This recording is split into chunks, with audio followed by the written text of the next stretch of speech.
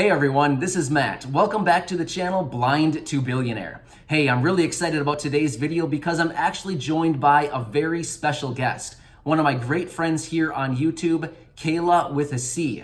If you've never heard of Cayla, like I just said, she is another YouTuber. She also has retinitis pigmentosa just like me. And once again, just like me, we were both diagnosed at a relatively young age. So Cayla and I have been talking for quite a few months now, and we decided, hey, we both have RP, we were both diagnosed pretty young, and it sounds like our vision is pretty similar. So we thought, let's create a collaboration and talk about a few different topics, the gender differences between these topics, and share it with the community. We thought this would be very valuable. So like I said, her name is Cayla with a C. I will link her channel down in the description if you want to check her out. Otherwise, we're going to jump into it, and we're going to talk about a few different topics and the gender differences associated with each of these. In this first clip, Cayla and I are going to be discussing safety/vulnerability out in public as a blind person. All right, Cayla, take it away. So I definitely feel more vulnerable in regards to my safety. As a woman, I am at an increased risk for experiencing violence, and as a disabled woman, I'm at an even greater increased risk for experiencing violence. So pretty much every time I leave my house by myself, I fear being kidnapped, human trafficked, sexually assaulted, or murdered. And I know that sounds dramatic, but when I walk out of my house with my cane and I'm a petite woman, I'm seen as an easy target. And I don't have those visual cues to be aware of my surroundings, to know if a situation is unsafe, or to know if a person is sketchy. So I just assume that everyone and every situation is unsafe. So I am really guarded and paranoid, but you can never be too careful. You know, I can't see if someone is following me or stalking me, and if something ever did happen to me, I wouldn't be able to identify them. I also use Uber and Lyft, so I get into strange men's cars, and now they know I'm blind, they know where I live, or they could just drive off with me and I wouldn't know it. So it's all kind of terrifying, but I don't let that stop me from leaving my house, because what kind of life would that be? And I don't want to minimize any fear that visually impaired men may experience, but I feel like men are mainly afraid of being robbed or mugged, and I wish that's what I was scared of. But instead, I fear for my life and my safety. When it comes to my perspective regarding safety and vulnerability out in public, I would have to say that I generally feel pretty safe. Now, let me remind you, or let me tell you, I actually leave the house every time with a sighted guide. I have not gone through formal orientation and mobility training quite yet, although it is in the works. So I feel like I would feel a little bit differently if I was going out into public by myself with a cane and just navigating on my own. I feel like my feelings would be a little bit different about this topic. But since I'm always leaving with a sighted guide, I would say that I generally feel pretty safe. However, there are some exceptions to that. If I'm ever leaving with someone new, for example, let's say I have a friend and we decide to go to the gym together to work out. If it's our first time working together, I would say I feel a little bit nervous and apprehensive because I don't know how this person's going to be able to help me. I don't know if they're going to be good. I don't know if they understand all of my needs. Needs being essentially just being my eyes. So look around, tell me about any hazards, steps, curbs, people, objects, or hazards of any kind. So it tends to be somewhat of a lot of work on somebody else who is relatively new to it.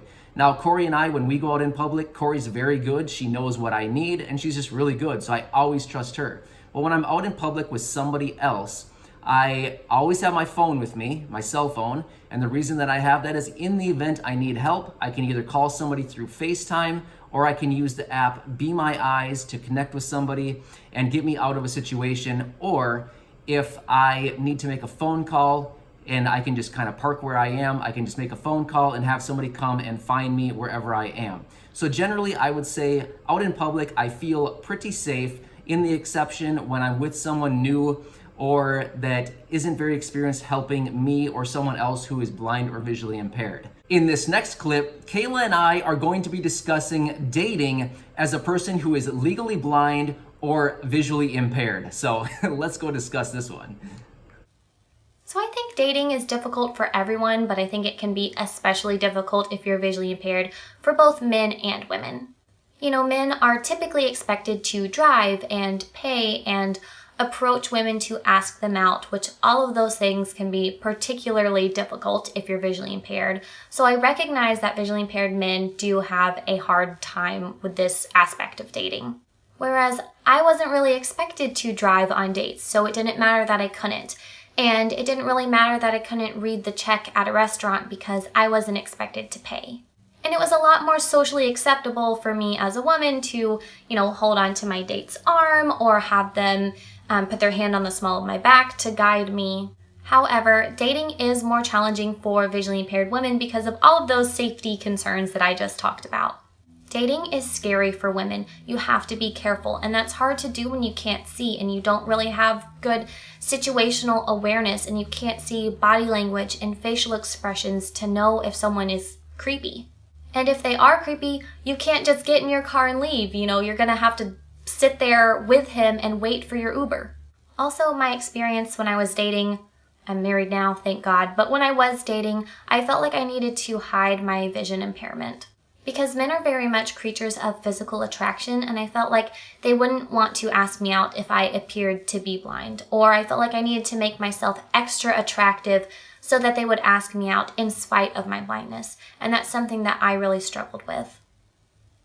Dating, from my perspective as a guy with low vision, was definitely an interesting experience. So I strictly did online dating. And the reason for that is, well, first of all, I didn't drive. Second of all, I didn't get out much. And when I did get out, approaching someone, wasn't really for me, especially when I couldn't really see a whole lot that was going on around me. So that just made it almost virtually impossible for me to do. So I did online dating, and I would talk to people for a little while being like a day, and then I would tell them about my vision. I felt like I wanted somebody to get to know me a little bit before I metaphorically dropped the bomb about my vision.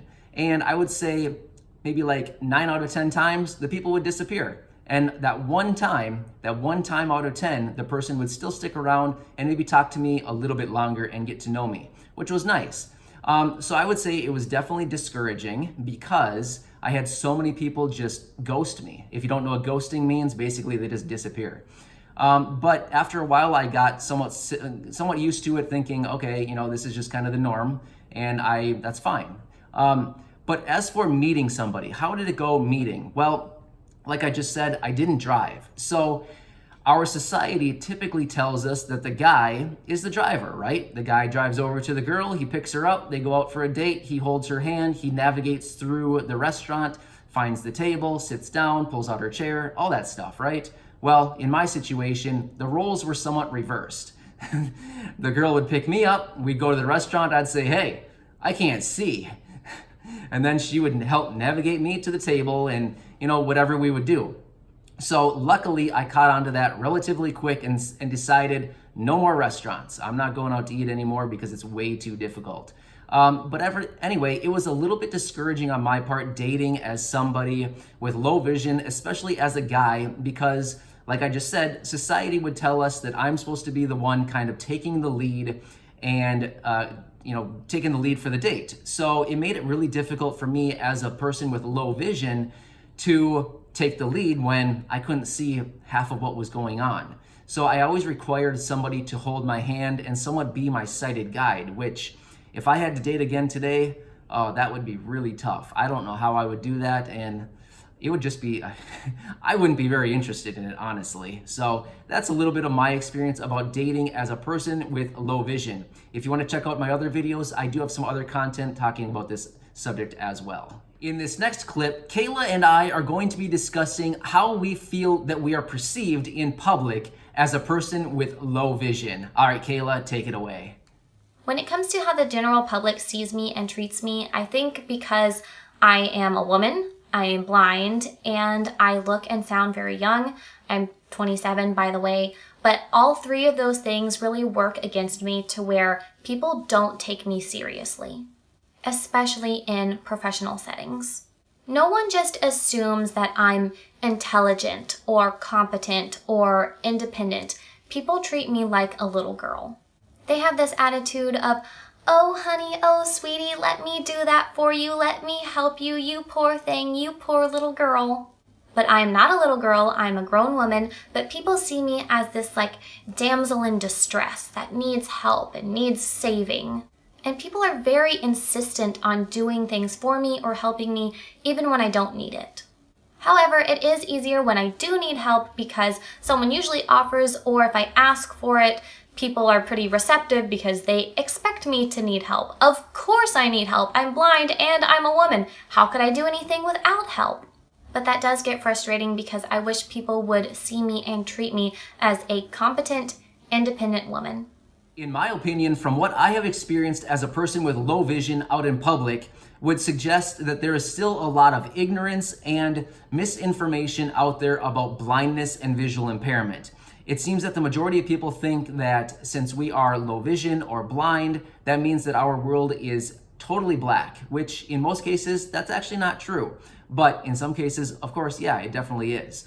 But what do I mean by this? I'll elaborate a little bit more. From my experience, when I'm out in public, a lot of people, it seems like, act a little bit weird around me. And why is that? Maybe it's totally me. I mean, maybe it's me that's acting weird and they're kind of looking at me thinking, hey, what's wrong with that guy? Like, why is he acting like that? Maybe I'm standing a little bit awkward. Maybe I'm holding on to something. Maybe I am touching something awkwardly. Maybe we're in a store and I'm kind of feeling my way around, like, I don't know, around the checkout counter, I'm feeling different. I don't know, you know, by the checkout counter, there's little pieces of gum and snacks and whatever. Maybe I'm feeling around there, which I typically don't do, but maybe it's that. Or maybe everybody's wondering why Corey or whoever I'm with is always holding my hand and leading me around. So that's maybe some of the awkwardness that people may be experiencing. But otherwise, what else have I experienced why I think this? Another reason being is when I am out in public and I'm interacting with somebody that I've never interacted with before, especially with some of the work that I do, I would say probably like 90+% of the time that I'm doing some kind of work and somebody knows that I am low vision, typically they don't say it, but I would say they probably doubt my abilities until they see me working. And then literally every single time they pull me aside and they're like, I can't believe you. I'm so impressed right now by you. I cannot believe like all the things that you're doing. And it's really nice to get that feedback, but at the same time, it just shows like, okay, yeah, it just shows that a lot of people don't truly understand blindness and visual impairment. So that is some of my experiences with interacting with people out in public and how I feel like the public perceives us with blindness and low vision. That is why we have these YouTube channels and these communities to help raise awareness and educate the society as a whole about blindness and visual impairment. All right, well, that concludes all of the different topics that Cayla and I decided to discuss in this video about gender differences in this collaboration. So we thought, you know, hopefully this is valuable. Hopefully both of our different opinions and observations that we just shared with you in these little clips were helpful and gave a little bit more perspective and light into blindness, visual impairment, retinitis pigmentosa, and some of our experience that we have maybe experienced or dealt with throughout our lives. So again, the person you saw was Cayla with a C. If you want to check her out on YouTube, I have a link down in the description directly to her channel. Otherwise, if you just want to search for her, you can search exactly how she spells it, Cayla with a C. That's exactly her channel name. Pretty creative. So anyway, Cayla, thank you so much for being here with me and discussing all of these topics. This was really cool. Hopefully we can reach a lot of people and have this a very valuable video for everybody. All right, thanks everybody. We really appreciate it. If you have any comments or questions, stick those down below. Otherwise, if you would like, Cayla and I also did a separate collaboration video over on her channel where we discuss some of the things we would love to be able to see or that we miss seeing now that our vision does not allow for us to see that anymore. So go check that video out. It's amazing. We're really excited about that one as well. And that's over on her channel, Cayla with a C. So thanks again for watching this. If you're new here, obviously we would love it if you subscribe and connect with you at some point on some of our videos. Thanks again for watching. See you soon.